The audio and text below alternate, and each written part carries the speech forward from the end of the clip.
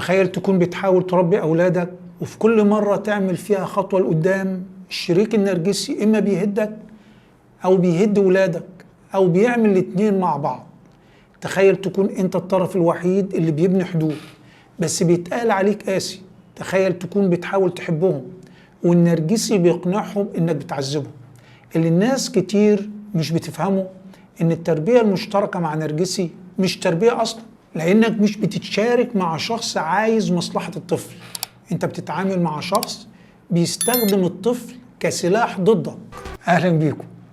أول حاجة لازم نعرف تأثير النرجسية على الطفل. دماغ الطفل زي الأسفنج بيمتص كل حاجة حواليه، ولما الطفل يعيش بين اتنين، واحد بيصنع حدود وبيقدم حب غير مشروط والتاني بيبالغ في التدليل أو بيعمل مسرحية العاطفة وكمان بشروطه، النتيجة الطفل بيتشتت وبيشك فيك أنت مش فيه هو. النرجسي ما بيحبش الطفل كإنسان، بيحب الصورة اللي بتخدم غروره. طب ليه ده بيحصل؟ لأن النرجسي مش شايف الطفل ككائن مستقل، شايفه امتداد ليه. لازم الطفل يبقى مثالي عشان يبان إنه أب مثالي أو أم مثالية، ولو الطفل عبر عن مشاعر حقيقية بيتم قمعها فورا ويتقال له أنت درامي، أنت ضعيف، أنت أقل من أخوك. طب إزاي النرجسي بيأذيك من خلال ولادك؟ المشكلة الحقيقية إن النرجسي مش بيأذيك بشكل مباشر، لا، هو بيستخدم أعز حاجة عندك، ولادك، وبيخليهم بينه وبينك كسلاح ضدك، وبيقول كلام زي السم ويقنعهم إنك الصوت العالي وإنك المشكلة والسبب في كل حاجة سيئة. بيكرر لهم جمل بتشوه صورتك من غير ما تحس، زي إنه يقول إن والدتك مش مهتمة بيك، خليك معايا أحسن، أو هي تقول والدك بيزعقلك علشان مش بيحبك بس أنا بحبك. ولما الجمل دي بتتكرر ولادك بيبدأوا يشكوا فيك، في حبك، في نيتك. وأكتر حاجة بتكسرك إنك شايفهم بيبعدوا عنك بإيد حد تاني وإنت واقف عاجز. بتحبهم بصدق بس الحب الواضح قدامهم بيتشوه، لأن الطرف التاني شغال تشويه وتشويش على مدار الساعة. السؤال اللي دايما بيتكرر: إزاي تحمي ولادك نفسيا؟ لما تكون بتشارك في تربية مع شخص نرجسي لازم تبقى فاهم حاجة مهمة، إنك أنت الأمان الوحيد الحقيقي اللي الطفل يعرف يرجع له. إن أول حاجة تعملها إنك تخلق مساحة آمنة. البيت بتاعك مش لازم يكون مثالي، لكن لازم يكون مريح. لازم يكون المكان اللي الطفل لما يدخله يشعر إن أنفاسه بترجع تنتظم، وإنه مش بيتحاكم ومش هيتأذي ومش هيتقارن. ده معناه إن مفيش صريخ، مفيش تهديد، مفيش اتهامات بالغلط قبل ما نسمعه. البيت اللي فيه أشخاص بتتفهم وبتسمع أقوى من بيت فيه قوانين صارمة. وتاني حاجة لازم نركز على تنظيم أعصابهم. لما يقضوا وقت مع الطرف النرجسي غالبا بيكونوا في حالة فوضى عصبية، مش قادرين يركزوا، متوترين، منفعلين، أو حتى ساكتين بس جواهم عاصفة. مهم جدا تفهم إنك مش بتحاربهم، أنت بتطبطب على جهازهم العصبي اللي مش قادر يهدى. بدل ما تقول مالك، إيه اللي عملته، ابدأ تقول له إن هنا مفيش ضغط، هنا أنت بأمان.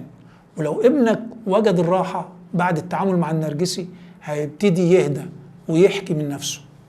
ثالث وأهم حاجة إنك تشاركهم مشاعرهم. عايز أولادك يثقوا فيك، مش لازم تبقى الأذكى ولا الأقوى ولا حتى المثالي. كل اللي محتاجينه إنك تبقى متاح بمشاعرك. لازم يعرفوا إن عندك مساحة لمشاعرهم، حتى لو كانت مؤلمة، حتى لو كانت ضدك، حتى لو قالوا كلام هزك من جوه زي أنت مش بتحبني، أو ذكروا إن هما بيحبوا الطرف التاني أكتر. أنت بتزعق لي كتير قوي. ما تنكرش ولا تهاجم. حاول تكون في صف الطفل مش في صف نفسك، وقدر مشاعره وتوتره بعد فترة قضاها مع نرجسي. وافتكر ان النرجسي سيطر عليك فأكيد هيسيطر على طفل، خصوصا انه ابنه. لما تلاحظ ان ابنك او بنتك راجعين من الطرف النرجسي وهم متضايقين او مضطربين، لازم تفهم ان دي مش لحظة للمحاسبة، دي لحظة للاحتواء. اقعد جنبهم مش في وضع مواجهة، خليك على نفس مستوى نظرهم علشان ما يحسوش انك في موقع السلطة عليهم. انظر في عيونهم بهدوء بدون تفتيش او اتهام. بعدها ببساطة اسألهم: انا شايف انك مش مرتاح، تحب تحكي؟ الجملة دي ممكن تبان بسيطة، لكن لما تتقال بصوت هادي وفي توقيت مناسب بتفتح باب مهم جدا، هو باب الثقة. الطفل هنا بيشعر انك مش بتجبره يتكلم، لكن بتعرض عليه فرصة، وده بيخليه يحس ان مشاعره مش مرفوضة وانك متاح له بدون ضغط. الهدف مش انك تعرف كل التفاصيل فورا، الهدف انك تبني مساحة آمنة للطفل يقدر يلجأ لها وقت ما يكون مستعد، وده على المدى البعيد بيخلق علاقة أقوى من أي توجيه أو عقاب. الطفل مش محتاج إجابة لكل سؤال، هو محتاج أمان، محتاج يتسمع بدون ما يتحاكم، محتاج يحس إنه مش لوحده وإنه مش غلطان لإنه محتار أو متلخبط.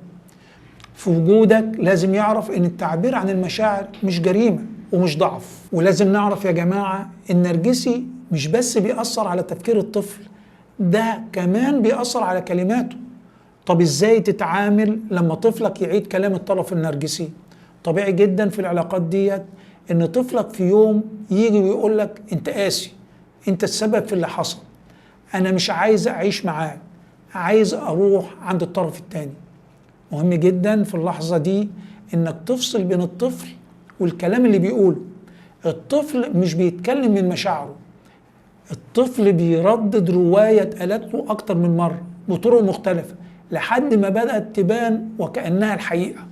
رد فعلك هنا هو كل حاجة. خلي بالك إن ما ينفعش تنفجر، ما ينفعش تنكر أو تهاجم، ما ينفعش تقول ما تقولش كده. بدل كده رد بهدوء وثبات وقول: أنا عارف إنك محتار وممكن تكون سامع كلام كتير بيخليك متلخبط، تعال نفكر سوا ونشوف ايه اللي فعلا بيحصل. الجملة دي بتحقق عدة حاجات في نفس اللحظة، بترفض الكلام السلبي من غير ما ترفض الطفل، وبتحول الهجوم لحوار، وبتدي رسالة غير مباشرة انك في صفه مش ضده. ورابع حاجة، استخدام القصص مش الأوامر. الأطفال بطبعهم ما بيستقبلوش النصيحة المباشرة، لكن القصص بتكسر المقاومة وبتفتح باب التفكير من غير ما تحسسهم انك بتعلمهم. مثلا بدل ما تقول انا مش قاسي، احكي قصة صغيرة تشرح له بيها هدفك من الكلام معاه. بعد القصة اربط القصة بواقع الطفل، اسأله: تحب تجرب تفكر بنفسك؟ نحلل اللي حصل سوا. الهدف مش انك تفوز بالنقاش، الهدف انك تعيد بناء ادراك الطفل لنفسه بعيدا عن التأثير النرجسي. وخامس حاجة، ازرع القيم اللي بتحميهم. بعد ما تبدأ تعالج أثر النرجسي على طفلك لازم تشتغل على خطوة أعمق، إعادة بناء معتقداتهم عن نفسهم وعن الحب وعن العلاقات. لأن الطفل اللي بيتربى في وجود طرف نرجسي بيتمرمج على مفاهيم خاطئة، زي أنا مش محبوب إلا لما أكون ممتاز، لو عبرت عن نفسي هترفض، الحب يعني تحمل الألم عشان الطرف التاني يرضى. دورك هنا هو تفكيك الأكاذيب دي وزرع قيم حقيقية مكانها. وسادس حاجة، ردد معاهم رسائل ثابتة وواضحة وتقول انت محبوب مهما حصل، مش لما تنجح، مش لما تتفوق، مش لما تبقى هادي. انت محبوب كإنسان بمشاعرك وأخطائك ومحاولاتك. مش لازم ترضي الكل، مش لازم تغير نفسك عشان الناس ترتاح. اللي بيحبك بجد بيحب حقيقتك مش صورتك. من حقك تعبر عن نفسك حتى لو اللي هتقوله مش عاجبني، حتى لو غلطت. أنا هنا بسمعك مش بعاقبك على مشاعرك. اللي بيحبك بيبني حدود مش بيكسرها. الحب مش فوضى، مش مساومة، مش تحكم. الحب الحقيقي بيحمي مش بيأذي. ولما تقول له أنا بحبك لأنك أنت، دي الجملة اللي بتبني إنسان سوي.